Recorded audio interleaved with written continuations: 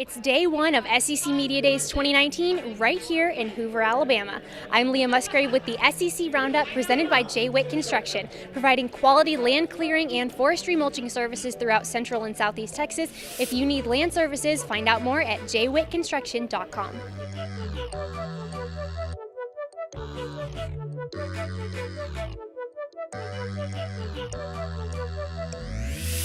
University of Missouri head coach Barry Odom was the first head coach to take the stage today. He discussed the team that he hopes will take huge strides in 2019 alongside its one-year rental of Clemson transfer quarterback Kelly Bryant. The Tigers finished 8-5 in 2018 and are projected to end up as high as third in the SEC East. Coach Odom commented on how Bryant is already progressing and will be a solid addition to the experienced playmakers on his offense. He's a great student. He understands and has learned really quickly. I think there's a number of reasons that go into that. Number one, he's hungry to be really good. I think that Derek Dooley has done a nice job on being able to implement and teach that. While Kelly Bryant is expected to be the leader of this team, he noted today that he feels confident in the stability of his weapons on offense, including a veteran group of wideouts and offensive linemen. With offensive linemen, a very veteran group, a very group that's, gelled and meshed together, very strong and, physical as well. And outside on the perimeter, got guys that can run for days. The biggest thing, just get them the ball, just let them make the plays. While the Tigers are stacked with talent on the offensive side of the ball, a 9-win season against a disjointed schedule will be far-fetched unless progress is made in the struggling defense. Although senior defensive back DeMarcus Acey remains optimistic that they can get the job done. Another year, different techniques, different coaches. We have a new cornerback coach, David Gibbs, so he's obviously been teaching us the game and how to, maneuver around the field or whatnot. So I feel very confident in this year's pass defense.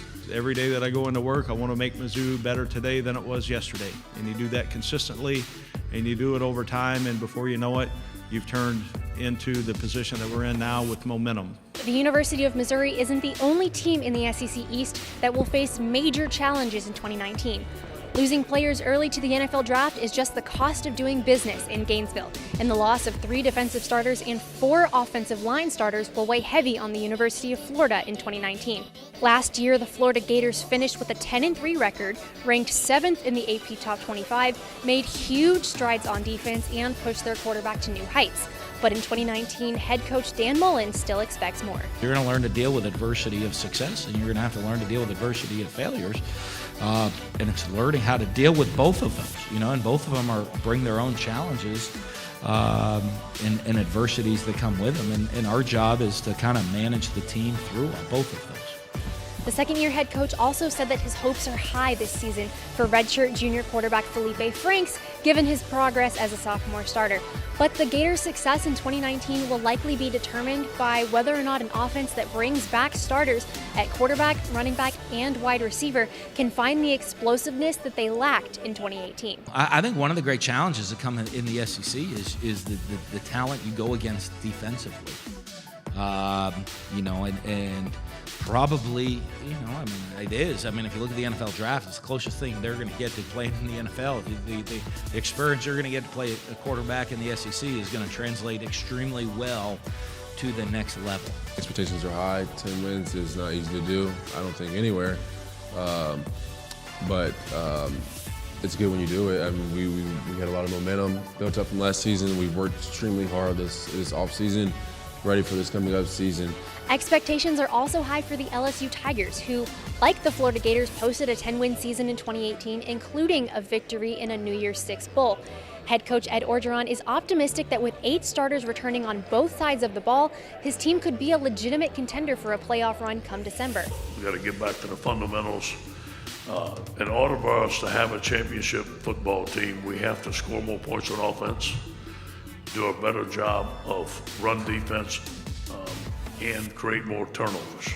The Tigers will be led offensively by senior quarterback Joe Burrow.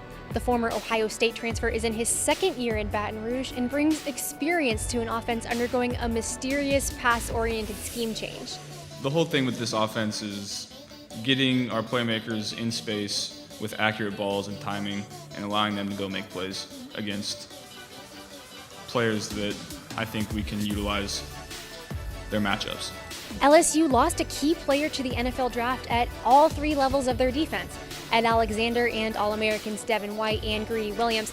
However, many believe that LSU's defense could be just as good as it was a year ago, thanks in large part to one of the best defensive backfields in all of college football.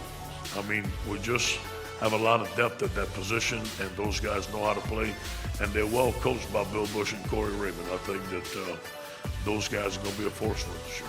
Optimism in Baton Rouge remains high, but Orgeron knows that a critical piece to the 2019 season is closing out strong in Week 12 when the Aggies come to Death Valley. I think that it adds to the rivalry. It's a team that is going to be at the end of the game. At the end of the year, it should mean a lot.